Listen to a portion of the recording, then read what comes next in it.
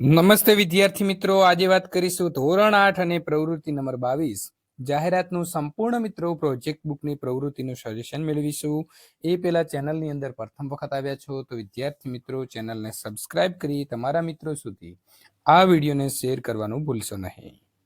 તો વિદ્યાર્થી મિત્રો, તમે અનેક જાહેરાતો જોઈ હશે જેમાં ચિત્ર અને નાના વાક્ય દર્શાવવામાં આવ્યા હશે, જેથી સમાજને કયો સંદેશો મળે છે તે આપણે સમજી શકાય છે।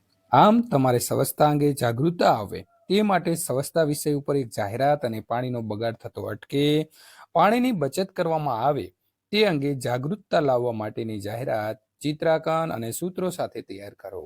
આ ઉપરાંત પર્યાવરણ જાળવણી સંદર્ભે વિવિધ સૂત્રો જે છે તેની તમારે નોંધ કરવાની છે। મિત્રો, પાણીની બચતને લગતું ચિત્ર તૈયાર કરો।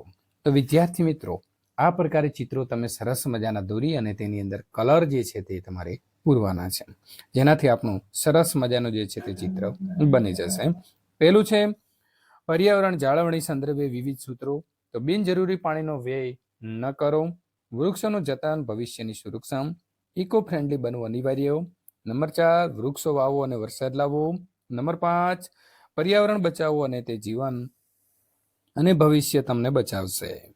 વૃક્ષો વાવો, પર્યાવરણને બચાવો, વિશ્વને બચાવો। વૃક્ષો વાવો, હરિયાળી લાવો। નંબર 8, આપણે દુનિયાને મદદ કરવા માટે જન્મ્યા છીએ, તેનો નાશ કરવા માટે નહીં, તો પછી આપણે પર્યાવરણનો કેમ નાશ કરી રહ્યા છીએ? નંબર 9, પર્યાવરણની સુંદરતા બચાવવી એ આપણી ફરજ છે। નંબર 10, સારો ગ્રહ શોધવો મુશ્કેલ છે। નંબર 11, જો આપણે પર્યાવરણનો નાશ કરીશું તો આપણો સમાજ નહીં રહે। ગ્રીન સિટી એ મારું સપનું શહેર છે। હરિયાળી એ કુદરતી દ્રશ્યો છે, તેને કાયમ આપણે જાળવી રાખવા જોઈએ।